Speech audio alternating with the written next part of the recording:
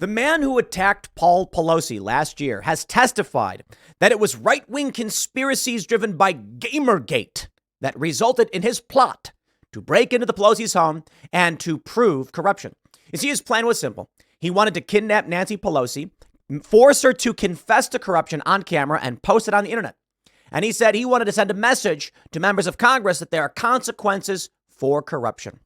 It's rather insane, if you ask me. But we're all big fans of the mainstream media, so let me just say, Paul Pelosi, who was accused of trying to buy drugs from a man in San Francisco in a deal that went wrong, was, you get the point. As the media does. Yes, Paul Pelosi was accused of doing such a thing. There's no strong evidence for it. Just, I don't know, circumstance and people wondering why it is that this guy was able to get into his house. There was no security detail and the story doesn't really add up. And now, quite conveniently, what the media is reporting is that DePape went on the stand and said James Lindsay, Glenn Beck, and Tim Pool, that he was watching these podcasts and then got angry about corruption. But you know what? Look, man, my attitude on all this is I don't believe it. Don't know, don't care. I just don't believe it. This guy, it's so convenient that all of a sudden he's coming out and claiming like Glenn Beck and James Lindsay, me and many others were inspirational, or that's what he was listening to. It's absurd nonsense. It's a meaningless thing they add to these stories because they're trying to drum up traffic by including our names in it and things like this. Because the reality is, yeah, each and every one of us have quite literally said that the things this guy does or did or is accused of doing is the opposite of victory. So it's just, I find it fascinating that this is the narrative that's emerging a year later in testimony, because once again, James Lindsay's like core point is your reaction is their goal.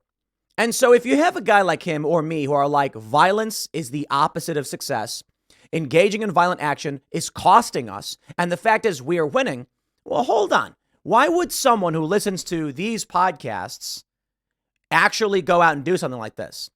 Doesn't seem to make sense. Now, the simple answer, of course, Occam's razor would suggest this guy's nuts. And that's simply put. But of course, now the leftist narrative is to try and poison the well and make the argument that if you listen to Glenn Beck, me, many others, it's not just us, but those are the names I'm using. If you listen to us, that we're somehow inspiring these people to do these crazy things, which is, once again, if I make video after video after video where I'm like, we're winning, so we need to double down on get out the vote initiatives. We're winning the culture war. We're winning politically. MAGA candidates are storming the gates. Matt Gaetz is winning. Why would anyone in their right mind be like, well, I guess I better go do something crazy? Certainly, that's not what this show would actually inspire someone to do.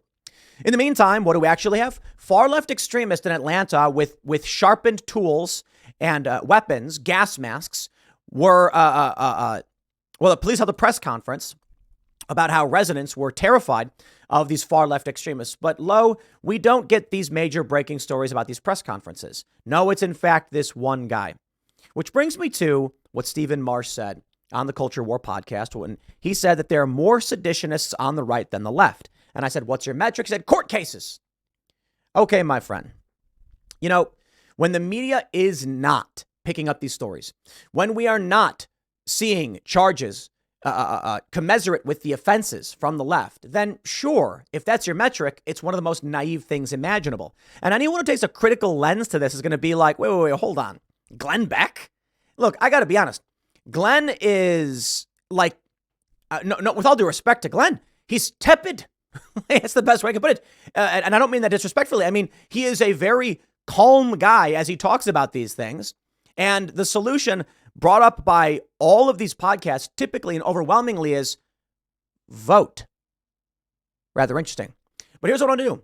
I want to show you the current state of this country and what the focus is of the corporate press. Now, to be fair, not every outlet is bringing up every single name. Most of the outlets don't mention me at all. I think I only found one news outlet that actually mentioned me as someone named in the testimony. But hey, here we are. I'm entering history, I guess. Is a very weird position to be in. But James Lindsay seems to be the bigger name in all of this. I think they're arguing that DePape listened to, the issue was this guy claimed he was concerned about groomers in schools and things of this nature, and that's why they're bringing up James Lindsay. But once again, James Lindsay's principal argument, nonstop all day, every day, is your reaction is the target's goal.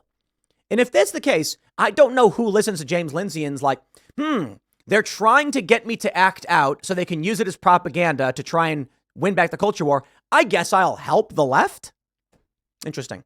But you know what I will say?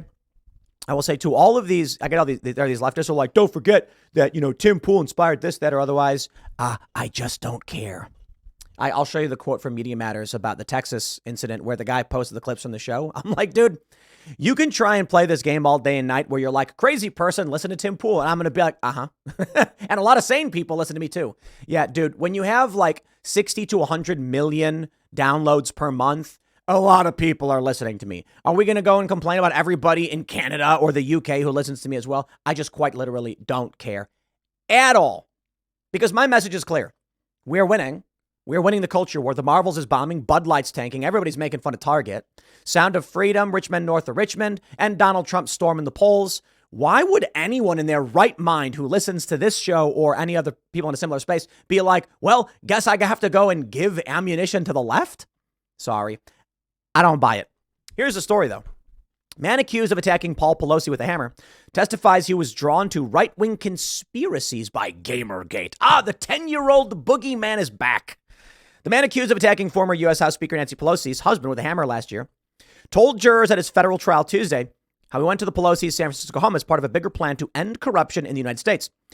David DePape spoke for more than an hour, in which he tearfully recounted how his political leanings went from leftist to right-wing after reading a comment on a YouTube video about former President Donald Trump.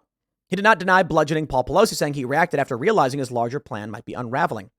Testimony wrapped up later Tuesday with closing arguments expected Wednesday. DePape has pleaded not guilty to attempted kidnapping of a federal official.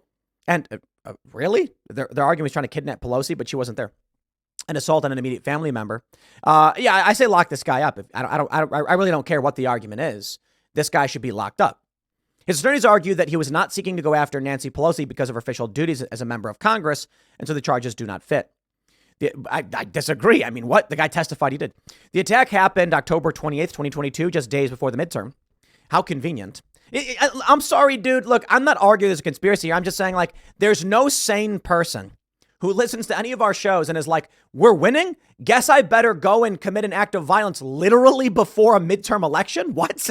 It makes no sense. Look, I'm going to say this. I'm not arguing that this guy had deeper motives. He's certainly crazy and he can say these things, but this is laughable.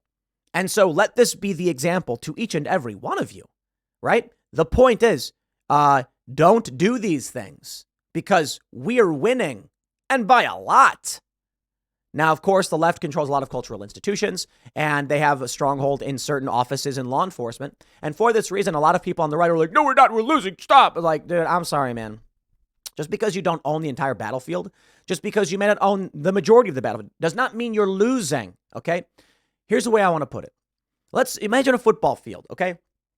And you've got a team that is being pushed back. You know, they're in the red zone, closer to, like, the opposing team has gotten them close to they're in the red zone. And I'm not a big football guy, so bear with me. And then the defending team intercepts the ball and starts making gains in the other direction. They have begun to win. It doesn't mean they own, it doesn't mean they're past the halfway mark. It doesn't mean they own everything. It means we have watched consistently over the past year the advancing of our team. We are starting to win. The score is 0-0 in this analogy. And because it's not about whether or not you're at the you have touchdowns or not. My point is this. They've pushed us all the way back into towards our end zone. And now we've begun to take back that ground and push forward consistently. Now, imagine if you're nearing the 50-yard line, your team's gaining ground, and we're like, let's go, baby. And then all of a sudden, one of the players on your team starts screaming about how, corrupt the other team is, and then starts chucking hammers at people. You'd be like, what are you doing?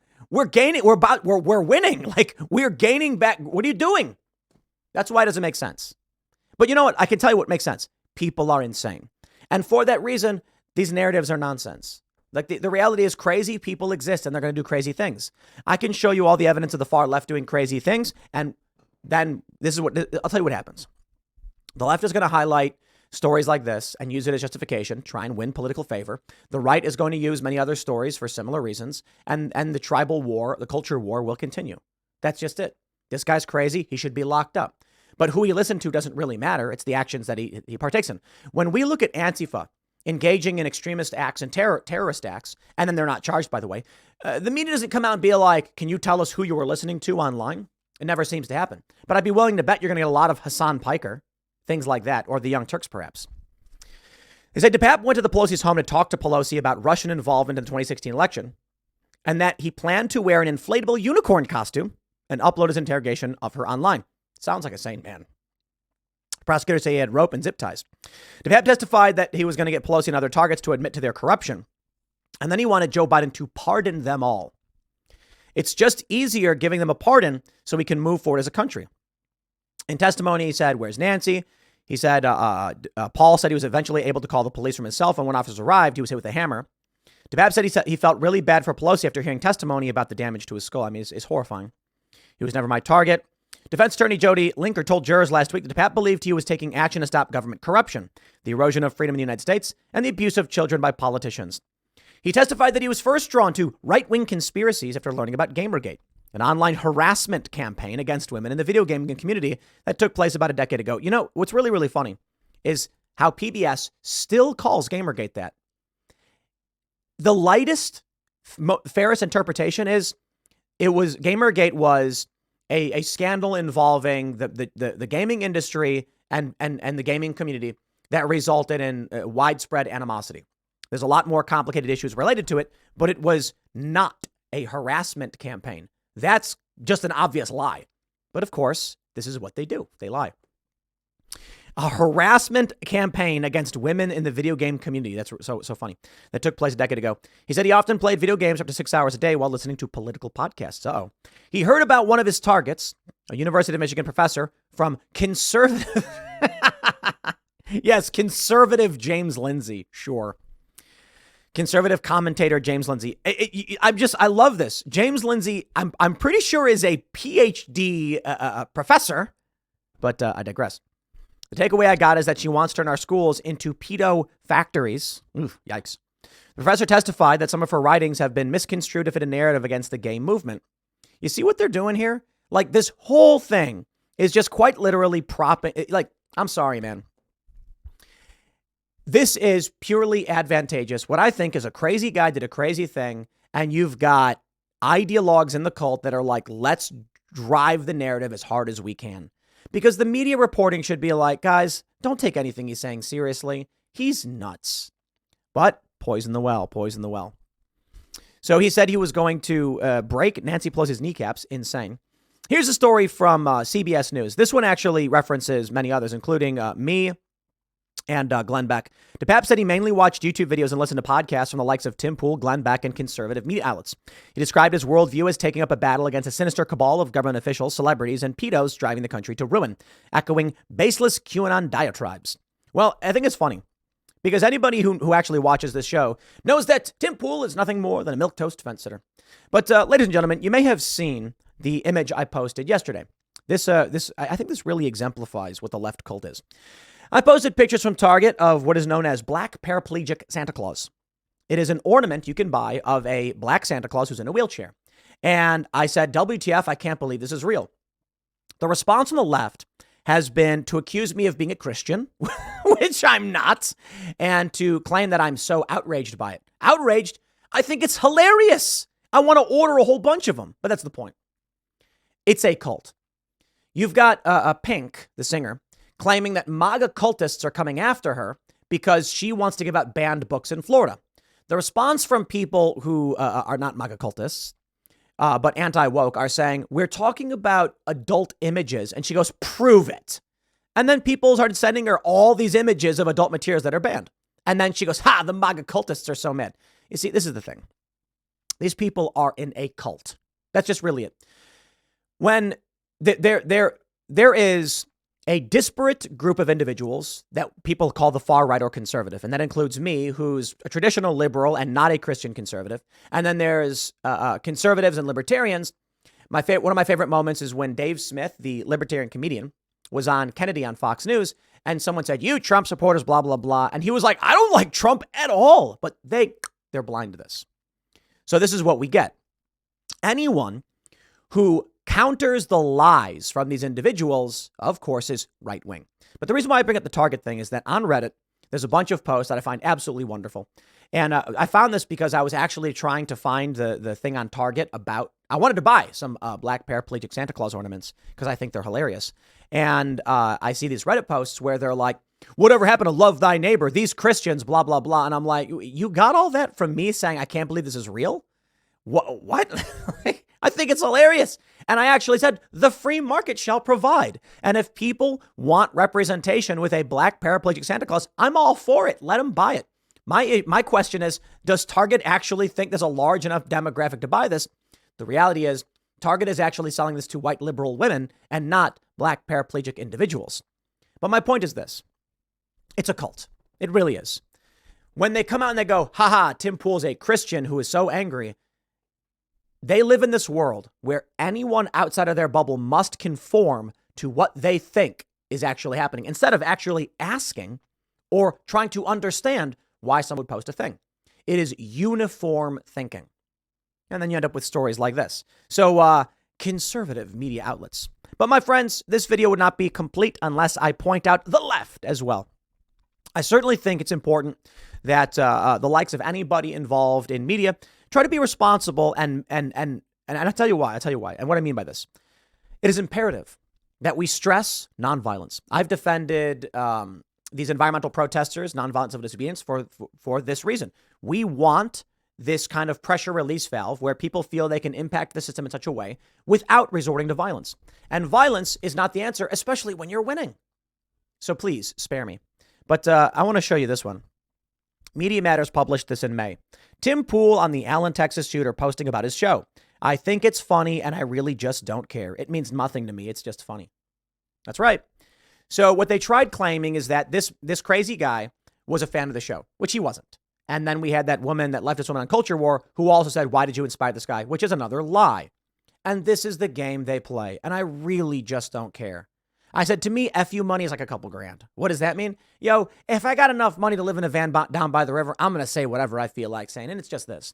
When the media reports that I or anybody else, like some crazy person watched my show, I don't care. Because what they're trying to do is be like, they want to create social pressure to force someone like me to be like, oh no, oh heavens, I'm so sorry. Look, man, my message is my message. Okay. I can say it 50 billion times. I think there are corrupt individuals. I think there's trash in this country. I think law enforcement is corrupt at the federal level. I think police are good. I think some police are bad. And I think we want to make a better future for everybody. We want to live in peace and harmony. And sometimes crazy people do crazy things. But what they're trying to do is poison the well. They don't want shows like mine or Glenn Beck or others to actually expand in the mainstream. They want to make it taboo. They want to make it so that professional athletes, skateboarders, musicians are scared to come on this show for these reasons. But I literally just don't care. We're doing a whole lot of cultural building, and we are wildly successful in doing so. We got pro skaters, we got musicians, we got people who are fearless and willing to push back, and they don't care for the lies. The reality with this guy in Allen, Texas, is that he posted 4 screenshots of one episode. That's it. And I'm pretty sure he might have been posting like comments or something that someone had said. Yeah, we get like 60 to 100 million hits per month. It's bonkers, okay? And what that doesn't mean 100 million people are watching. I think it translates to something like 40 or 50 million unique viewers every single month. And it might be like 30 million who are American. And of these people, they might watch 1 out of every 10 videos. Now, there's the core base of individuals. I think there's probably, I think there are around 3,000 to 5,000 people out of the millions who subscribe who watch every single video and every show. 3,000 to 5,000. This guy's clearly not one of them, right? And that's the point. When you got a big show, a lot of people are going to be watching you. And a lot of people watch consistently, and some of these people are good and some of these people are bad. So when they try and play these games, I just laugh about it. We're going to keep winning. We're winning the culture war. Target is a joke. Bud Light failed. Now they've sponsored UFC. Let's see how that plays out. And so these crazy guys say this stuff and the media tries to play this game. It literally means nothing. In the meantime, we have this from Andy No. On November 13th, Atlanta police held an emergency press conference about yet another Antifa attack in a residential area. These people had sharpened spades as weapons. They had riot gear, sticks, a whole bunch, and the police are showing all this off. Now, how come this isn't the national story? How come this story from the Atlanta police didn't break national headlines? Because it's the narrative. It's the cult. And look, man, look at this dancing into court. 61s are arraigned for terrorizing police training facility. I often hear from, this is from a couple weeks ago, from conservatives like the media is not covering it. Well, we know the media is biased. We're the media now. So, of course, the corporate press with their left liberal bias will accuse all of us of doing wrong, but who cares? That's why I think it's funny and I don't care. You know why? We're winning. We got more views. I get better ratings than Fox News Primetime and CNN. So have a nice day. How's that? What, you like apples? How you like them apples? When we reach larger key demographic audiences than traditional media, and this is why they're losing their minds. Glenn Beck's smart to do everything he's doing because he's reaching more people, having shifted into the Blaze and all that stuff from television and all that. Forward-thinking guy. We got crazy stories. I want to talk about the insane crime. People, man, what's happening in San Francisco? We'll talk about it. We'll talk about it. But this is the point, right? I don't know what I can actually show on YouTube without them age restricting the video. But we got a guy who was beaten into a coma. We got the teen who was beaten to death. We got people looting these stores and these trucks. And this is what I'm talking about. The big story for the media is this one guy who did a shocking and egregious thing. And this proves my point. My point is, what is associated with the right is often acute and extreme. This guy broke into a house and did something crazy and then says, I listen to these shows. On the far left, you have sustained, blunt, and ubiquitous terrorism, but never enough to reach a national headline, or no one really ever posts it. You know, the liberal media doesn't talk about it. So when you have widespread chaos in San Francisco, where's the story about the guy who was beaten into a coma in the street? It's a brutal video. It's horrifying. Yeah, that story doesn't make it anywhere because a beating doesn't matter to these people. But David DePape going after a politician, I can understand why that's big news. No, to be fair, yes. But if you watch our show, if you watch Timcast and you watch many others, you know that there is widespread problems with homelessness, with human waste, with corruption and crime and all these problems. The media wants to ignore it because, I think they like it. I really do. If it bleeds, it leads, they say. And so what they want is stories like DePape, and they want to hyper-focus on it, and they want to create the right-wing boogeyman. Despite the fact anybody who actually watches this show knows I'm not a Christian. I am certainly not in favor of pardoning the likes of Nancy Pelosi, which that guy was, which is actually a more Democrat talking point. Yes, it's not widespread, but those who are more Democrat leaning and don't like the establishment party lean in that direction. But I just think we've got big problems in this country. I think that we are actually winning the culture war. I think that violence is actually a detriment to our path towards success. I think January 6th was chaotic and a disaster, and the people who committed violence should be criminally charged. 20 years is a bit much, though, don't you think? The point is, don't give them what they want. And what they want is people like this guy to go on the stand and blame the right and conservatives and blah, blah, blah. I really love this. Someone recently wrote that I was a far-right commentator, and that just proves the point. When I laugh at Target making black paraplegic Santa Claus, they're like, what about whatever happened to Love Thy Neighbor? These Christians are so angry. And I'm like, that's a cult. And that's how you know it's a cult. Because, I got to tell you guys, if I'm getting 60 to 100 million per month across the board, in 2020, we were getting 120 million just on YouTube alone. And that's kind of crazy. But if so now we're on, TikTok and Instagram and Facebook. And so the views are really spread out. If we're hitting all that, and we have such a massive audience, and we're an 8-figure revenue business, certainly the average regular person knows Timcast is not a fascist enterprise, that people here have very different opinions. There's a great post. Someone said, they're angry that Cassandra, as I often mention on my best friends, is very critical of Israel and has just been going ham on Twitter. And they're like, is this Timcast's position? I don't know if I want to watch this. And then someone was like, no, actually, the people who work at Timcast have nuanced opinions on all of these issues. And Tim seems to be pro-Israel, and they're like, oh, okay, actually, that's pretty good. Right. Yeah, because you know what matters here to me? Free speech. Core component. The right to express your opinion and the right to be wrong. I'll tell you this. The reason why I'm for free speech, one of the big components here is you're allowed to be dumb. And that's just it. I don't think the government has a right to determine that someone is right or wrong. We must do that as people. And that means I don't think I'm right about everything. I got my perspective on Israel. I'm very anti-Hamas and much more defensive of Israel's actions. That being said, I'm not a fan of Israel's retaliation in its current form. However, I'm not going to sit here and argue the morality of war between two factions. And just because Israel is more powerful doesn't make them wrong. I don't like the killing of civilians. None of it. But really, I'm just like, dude, I don't have answers for you on this one. All right. My point is simply, we here in America believe in freedom, personal responsibility, meritocracy, individual liberties, and all these things. And there is a collective responsibility we do have. That, JFK said, ask not what your country can do for you, but what you can do for your country. And I think that's important. But we need a unified culture. And that means winning the culture war is everything. And that's why they like to run these stories. And that's why they aren't going on and on about the chaos and crime that's happening in their cities, despite the fact that everybody knows it. And it's evidenced by the mass migration out of California and New York into places like Texas and Florida. So don't give me that. The media can only say so much, but they desperately need a stranglehold on the narrative. And there are a lot of stupid people who are grifters who go along with it. The idea that I or Glenn Beck or James Lindsay would ever advocate for any kind of violence or any action is an absurd lie. An absolutely absurd lie. But you know what? I'm sorry. But they're losing. And they're scared and panicking. The Marvels bombed. Get woke, go broke, ladies and gentlemen. We all know it. I'll leave it there. Next segment's coming up at 1 p.m. on this channel. Thanks for hanging out, and I'll see you all then.